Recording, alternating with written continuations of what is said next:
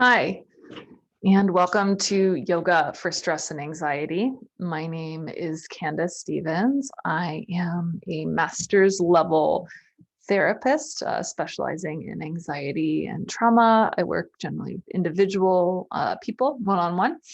I am also a yoga teacher, and I've been teaching yoga for 11, 12 years now, and I'm practicing for maybe 16 years. So it's been a minute. I'm here today to share a little bit about stress and anxiety in our bodies and how to manage this. This will be part one of our little series where we talk about a bit of the theory and the why of the practices. And then part two will be the actual practice itself. So I'm going to pull up a PowerPoint here where we explore a little bit about the nervous system. So give me one second here while I find that. Okay, so I'm going to share the screen on our Zoom. Give me one second here. This is normally where I'd be fielding questions. There we go. Okay. So one second.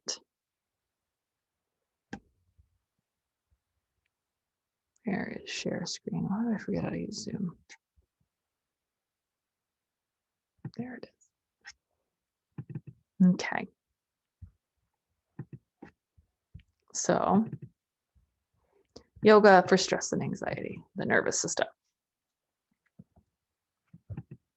The nervous system that we like to talk about here is the autonomic nervous system, which is comprised of two parts, the sympathetic, which we know as the fight or flight, and then the parasympathetic, which we also have given a little nickname, the rest and digest system.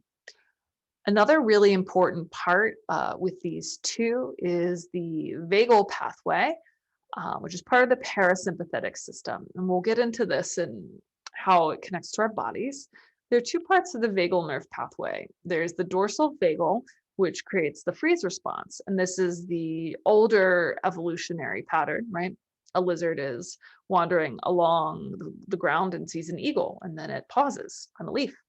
I'm not a lizard. I'm a leaf, and they don't see it because it's not moving, right? It's this very, very primal kind of mechanism. Conversely, right, we think about then the fight or flight, which we are a bit more activated. Running being possibly the first one, and then fighting being the next one. But the really interesting part here, if we're still in this dorsal vagal system, is the ventral vagal, which has to do with social engagement and relaxation. So if we are in a ventral vagal activated state, we're more likely to talk, negotiate, try to engage as a way to manage the stressor versus the freezing or the fleeing or any of those types of things. So our body doesn't know the difference between a bear and like a teacher, right?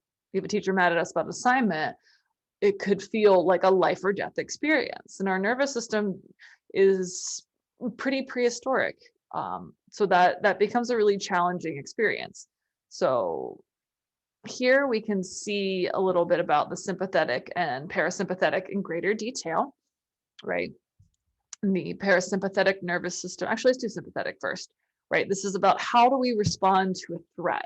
And we see that the sympathetic nervous system dilates pupils so you can see things far away, less saliva, your heart rate goes up so it can pump more blood, constricts blood vessels and increases blood pressure. Also, blood tends to go away from the surface of our body and more in the deeper veins in case someone is cut so they don't bleed out. The bronchi dilate in order to get more air in your lungs so you can run or fight. Increases blood flow to the skeleton, reduces stomach and intestine motility, diverts blood flow away from the GI tract, and reduces digested enzyme secretion, right? Because there was once a presentation or something I read where they said something along the lines of that burrito in your stomach won't matter if you're dead. So digestion just like isn't a priority. This is also some of the reason why when you're crushing on somebody and you start to feel butterflies in your stomach, this is actually the blood leaving your stomach to get into your body to help like pump oxygen through to, I guess, flee or whatever it is, right? Your body is interpreting this as something to be kind of nervous about. Blood sugar increases, adrenal glands secrete more stress hormones so you can get stuff going, and then your bladder relaxes, because again, it takes energy to like prevent ourselves from going. So our body can sometimes go in this release function to devote more energy and muscular activation to those things that have to do with survival. Conversely, the parasympathetic nervous system does the opposite, right? Our eyes don't need to be as wide. We don't have to see as much stuff. We can have more saliva so that we can eat and digest. If you've ever noticed too, when you're really nervous, you might lose your appetite. When we're in parasympathetic or rest and digest, our heart rate lowers, our blood pressure lowers, our blood vessels dilate. We don't need as much oxygen. Our skeletal muscles don't get as much blood flow. Or go back to digesting. And then there isn't really much to do with some of the other parts. And so within these parts, right, we have our fight and flight and rest and digest. And there's this really interesting idea of the space of optimal arousal. Arousal just meaning like activation. So here we have, right, the window of tolerance is the normal spectrum of our ups and downs in our nervous system. And by normal, right, what normal means isn't necessarily what is usual for any of us, but what is considered like regulated and balanced. Our baseline nervous system state is often outside of the window of tolerance, and we may recognize this as normal regulation, right? Maybe I'm always a little bit in a state of hyperarousal, right? Fight or flight, that I'm always kind of on the go, activated, anxious, tapping my feet, worried about everything. And we can see here, right, what it looks like to be in that state of hyperarousal. We have hypervigilance, tension, racing high energy, feeling unsafe, feeling overwhelmed, having anger or defensiveness, aggression or impulsivity or reactivity.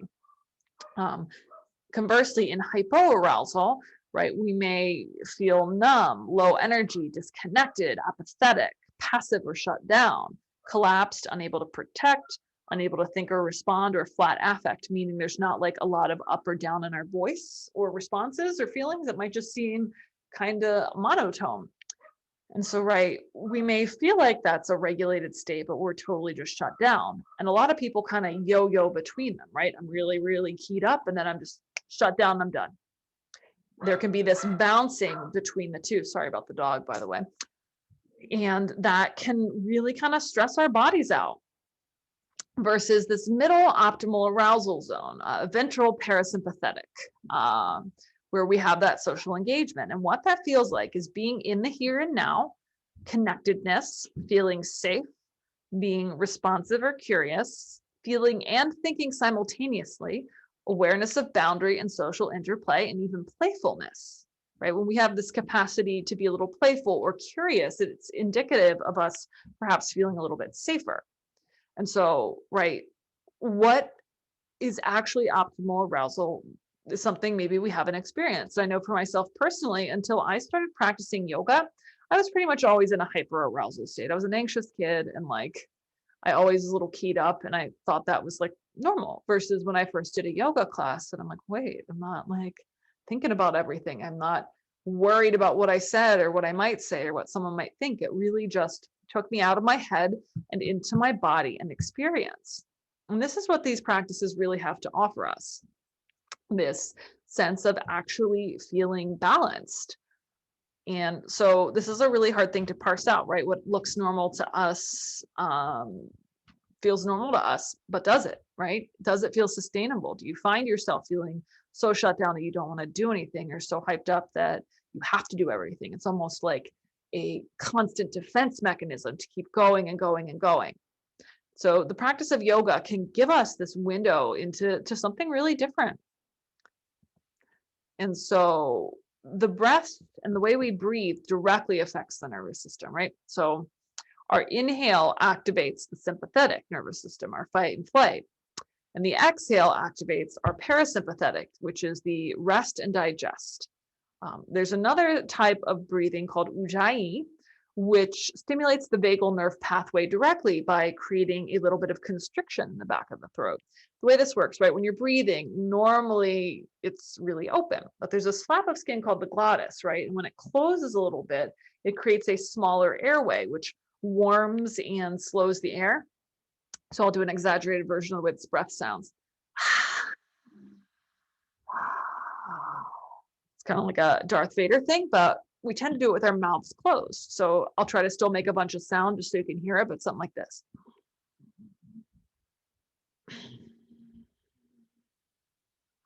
And so that one we'll work on in our practice a little bit more. Another technique to remember too is, right, if the inhale is fight and flight and the exhale is rest and digest. If you lengthen your exhale when you're feeling really, really hyped up or anxious, it can start to lower heart rate and blood pressure and start to create a little more calming.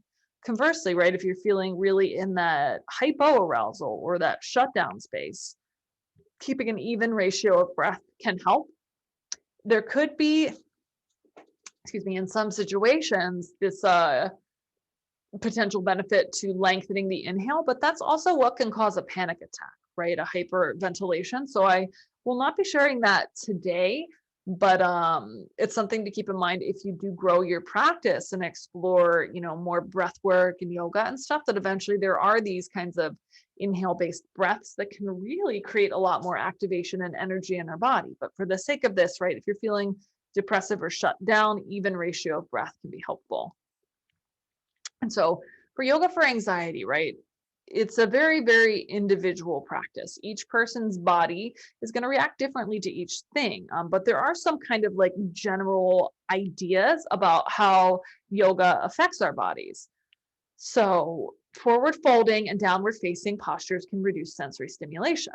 We know that excess light or sound can create more agitation for the nervous system. And there are things that we may not even recognize as stressors, right? Say our phone beeping and going off, alerts popping up, this light. And if you think that it's not a stressor, take your phone, put it on the other side of the room with the sound on, and try not to respond to the alerts as they come in. Our body recognizes as stress and that we need to get to it. And then once we do get to it, it's like this reward response. Another thing, right? Connecting to the ground can provide more grounding, literally. The more supported we are by the earth or the floor beneath us, the more of like a physical sense of safety we may have, depending on the person. So, right, laying on our belly or our back, if it feels like a safe thing to do, could feel really grounding. For some people, right, maybe it's like, I don't want to just be laying there. I want to be able to be in a seated position and be able to get up quickly or be able to see the door, the room. All these different things are part of this practice. Another is moving in a slower, more mindful and relaxed way can soothe our nervous system. If we're moving in a fast and anxious, discharging energy kind of way, it can definitely feel great and release that energy, but it doesn't rewire the pattern in the nervous system of this like frenetic energy.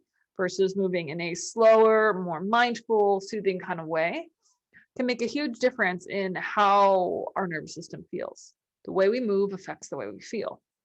But again, right, sometimes we need to meet our energy where it is and move quickly and shake it out. Like if you're trying to do the slower thing and you're just losing it because you just want to move, sometimes that movement can then pave the way to that more relaxed experience.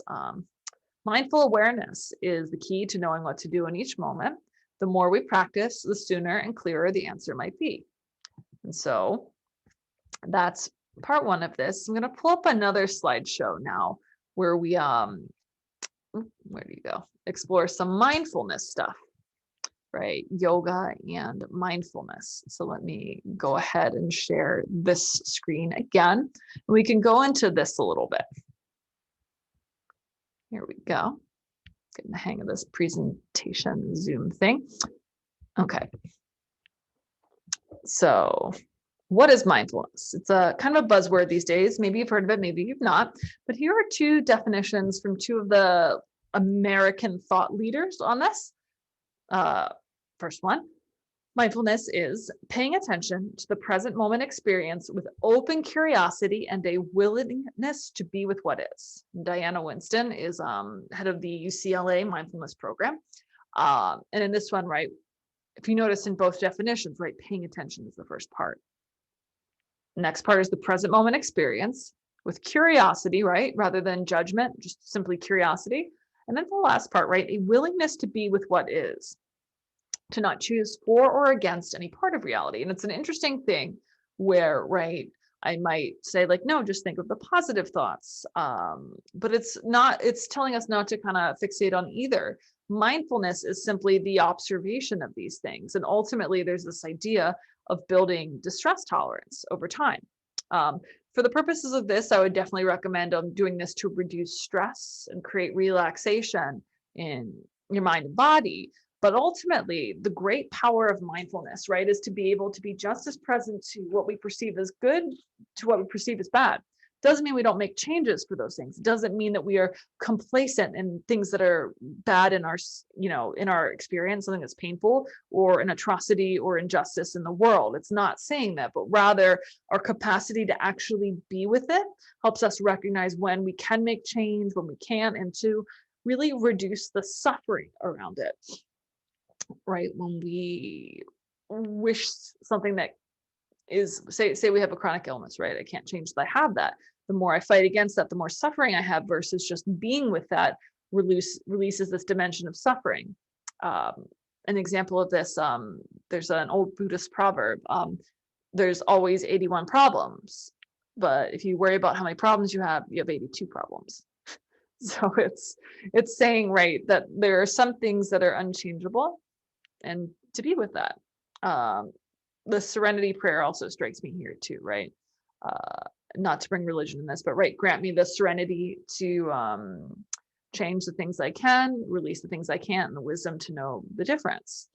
So mindfulness is just inviting us to be with what's here. And that's that ground where then once we see it, then we have that power to shift it.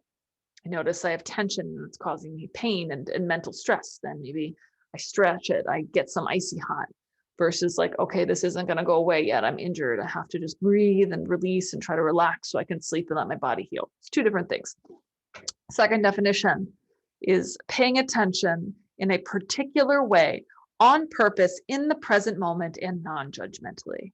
So I like this one a lot too, because, right, we're paying attention in a particular way. We are specifically noticing some facet of experience, always in the present moment and non-judgmentally. And I know that's the hard part. And I recognize that so much of our academic model is about judging progress. Where am I? Where am I compared to others? Where am I compared to myself? And mindfulness is radically different in that it's inviting us to let that go and to simply be with ourselves in the moment and be accepting of whatever that state is, even if it's, I feel exhausted and I have nothing left to give, or I'm really anxious and I also don't want to do much, right? We compound our suffering when we are judging ourselves for it. For instance, Dr. Russ Harris describes something called the struggle switch, right? Say I'm anxious, and then I get anxious that I'm feeling anxious. And then I get angry that I'm anxious about being anxious. And I feel shame that I'm angry about being anxious about being anxious. And then I get depressed because I'm ashamed, because I'm angry about being anxious about being anxious. And just keeps going and going and going. Mindfulness wants to cut out all that extraneous stuff and just go direct to the experience of whatever you are feeling. And this can help tremendously with stress and anxiety. We can make it so much worse on ourselves by the way we compound these emotions. So what I was speaking to earlier, resilience versus stress relief. So with anxiety that's future-based, mindfulness can bring us into the moment and out of speculation, potentially relieving stress. With stress that's in the present, mindfulness can help us be present to what is rather than compounding stress with secondary emotions. There we go, the struggle switch. I already talked about it. I forgot that this was in this order. So this is the really important next though, really important part. It's harder to learn a new skill when in crisis. Practicing mindfulness when we feel neutral and good can help us more easily use this skill when things are difficult because we've already built the neural connections in our brain. Every time we practice something, we build a new connection, right? A couple new neurons wire together. And the more we do it, the more densely wired this pattern becomes. Our old patterns are like the Grand Canyon. They are deep, they are entrenched. And when we are in our fight and flight experience, our thinking frontal brain shuts off and we go straight into like autopilot. It just becomes a lot harder to think and certainly a lot harder to learn. And so when we go into that, our older ingrained patterns come out much more quickly. So if we have not thoroughly practiced a pattern, it will reveal itself. This is why we sometimes kind of backslide into older, less healthy coping mechanisms when we are in moments of stress. So the idea here is that we practice these things in peacetime so that we can use them when things are really challenging. So mindfulness practice is practicing impartial mindfulness of external things, builds a non-judgmental awareness that can then be applied to our physical experience, then our thoughts, then our emotions. So this is the system that worked for me. When I was learning about mindfulness, I found it like excruciatingly hard to notice my own experience. So I started with nature. I noticed the trees, I noticed the sounds, I noticed temperature, I noticed the feeling of the earth, all these kinds of things. And that helped me develop a really present moment kind of experience. And then I took the University of Pennsylvania's mindfulness program, and theirs was all about like, nope, drop into your body, notice all of these feelings and thoughts and like the difficult stuff. So I sometimes like to take it external and then internal. I think it's a little less intense, but right, ultimately it is about that internal experience. But again, when we go back to these earlier definitions, that it's important not to judge ourselves in this practice. And the most common thing I hear, right, is I can't meditate, my mind always wanders. But that's a absolutely expected part of the practice. There's no one whose minds don't wander. And in fact, research on some of the most practiced and dedicated like meditators and monks in the world showed that their minds wandered too.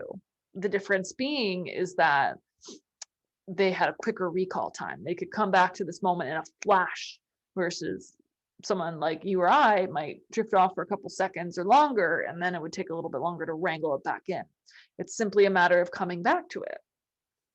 Yeah, but ultimately, right, even if you find yourself judging yourself, don't judge that. Like, oh, how interesting, I'm judging myself. And we start to break this pattern of chronic judging and disconnected from self. And then I have a quotation here that I think gets to the heart of how we build these differences. The secret of change is to focus all of your energy not on fighting the old, but on building the new. And this ultimately leads to this idea of equanimity, which is mental calmness and composure, especially in a difficult situation. Using in a sentence, she accepted the good and the bad with equanimity. So it's kind of like surfing, right? If anyone's ever surfed, you can only ride the waves as they come. You don't get to like pick what the ocean's doing. We can certainly choose like, yeah, I want to surf that wave, or like, oh, that's not going to get me anywhere. But then sometimes a big wave comes, I got to go under this or get pummeled. You have those choices in the moment, but they are based on the fixed reality that is there. So equanimity is like, okay, let's be with what's here and see what happens. I also really like this Rumi poem, The Guest House, that speaks to the experience of equanimity. This being human is a guest house. Every morning, a new arrival, a joy, a depression, a meanness, some momentary awareness comes as an unexpected visitor. Welcome and entertain them all, even if they are a crowd of sorrows who violently sweep your house empty of its furniture.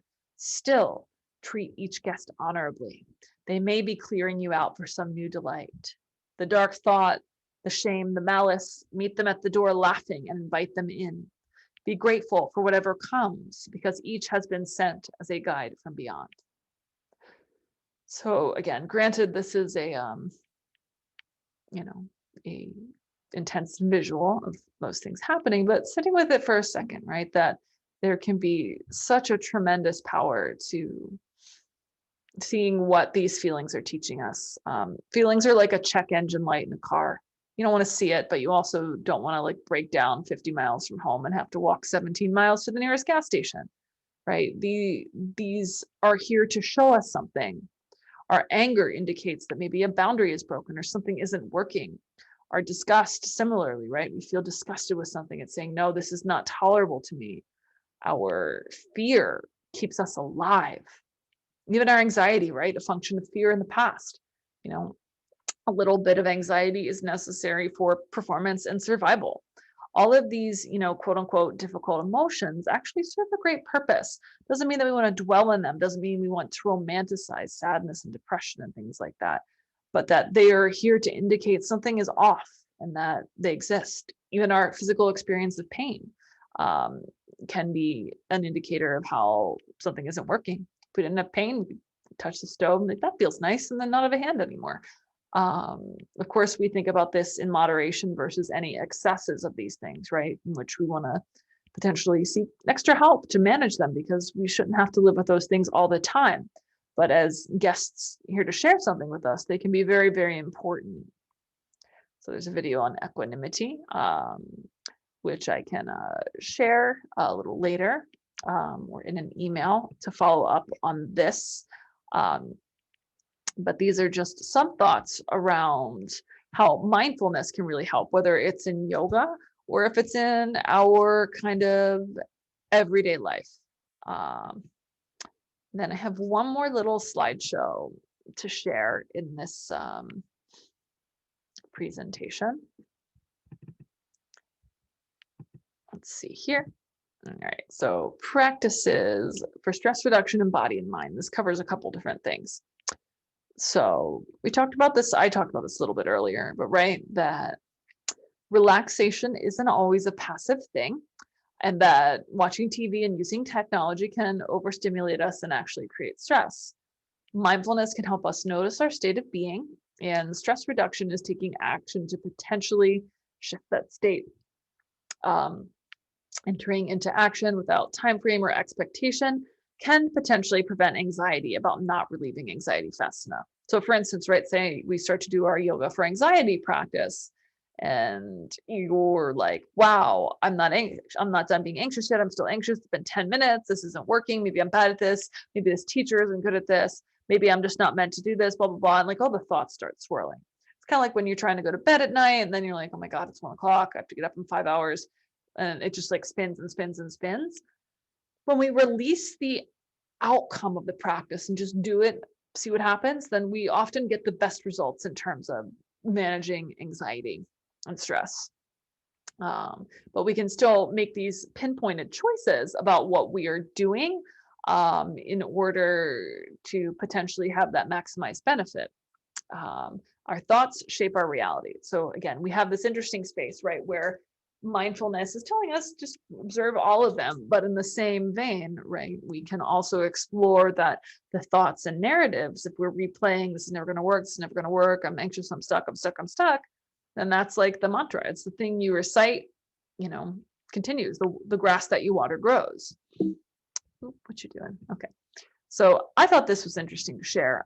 There was a study done with about 700 people from, I believe it was Finland, Norway, and Taiwan. And these people were given these like story vignettes, like stories to read and like videos to watch, and then to show where they felt the emotion that was elicited by these particular stories in their bodies. And these are composite images for all these different people. The black color is neutral in the body. The blue color is going downward, the -5, -10, -15, or like an absence of feeling, like a numbness almost, versus the other way is an increase in sensation. And we can look here and see that there were these very general experiences of emotions in our body. So this just might be something interesting to like pause and look over and see if some of these were resonant for you, if this feels like your experience, or if your experience of these emotions in your body feels very different. And if you haven't started to notice or track emotions in your body, right, sometimes it feels like they're two different things. This could be an interesting practice to start to really notice, like when you're feeling any of these feelings, like where do I feel this in my body? When I was first sharing this in group therapy I was leading years ago, my one friend pointed out how the feet were red in anger, and how she was also a coworker, and she's like, yeah, like when I get really angry, I want to like stomp my feet. I'm like, oh my God, I never even thought of that. Right. So some of these things, that's not really my experience of anger, but that might be somebody else's. So just note, right, this is just something to start becoming inquisitive, right? What do I feel and where? And how does it connect to my emotions? And we can start to notice this in our physical practice of yoga, right? What will these things look like and feel like? Next thing here is a little bit about the brain waves that can be induced with yoga, mindfulness, and these contemplative practices. So most likely right now, we're all probably in beta brainwaves. I forget the exact hertz of each one, but that's generally like the baseline thinking, feeling, kind of in my scheming, moving brain. As we start to drop into yoga and mindfulness, we then start to find a little bit of an alpha state. And these are kind of the states we also find when we're waking up and falling asleep, where we're relaxed, reflective. Theta is like the really slower one where we're dreaming in a flow state, not really thinking and just being in the flow. It's sometimes when we're falling asleep or daydreaming, right? Theta can be that space, and that's like the really, really calm end of yoga and meditation. Then we have delta, which is deep and healing sleep, and then gamma I like to conceptualize as like the light bulb above your head when you have that insight, expanded consciousness, and that like light bulb idea, right? Where we really, really light up. Gamma is not as common. But right, so there's a little study done here, and this is kind of my like, let me sell you on yoga presentation, right? Where we can see where people are in brain activation. So we see this little scale, right? 700 is the most activated in this hot pink, and then like the black is the least activated. We see like green is kind of the green yellow as the middle ground. We see like before yoga, the mean alpha is in this like green zone. And we can see here these other ones. Beta is in blue, alpha is like blue green, delta is like barely going. So this is the before. The after, ooh, it makes me click. Okay. We see, right, that primarily we are getting like a huge rise in alpha brainwaves, right? So the beta are, still there, but like alpha is now taking over. So this calm, relaxed, lucid state. But we see this theta creeping in too, and that we are definitely leaning more towards those relaxed states of brain, and even delta is getting a little greener, but delta again is that deeper sleep kind of space. So there are these measurable changes in brain waves, right? So right, we know that our breathing and our movement can lower our heart rate and blood pressure, but we see too here that it can shift and change the brain waves that are here. And right, if we're stuck in the beta thinking and worrying about everything, then yoga can be this path to get us out of our heads into our bodies, and also literally change the frequency of our brainwaves.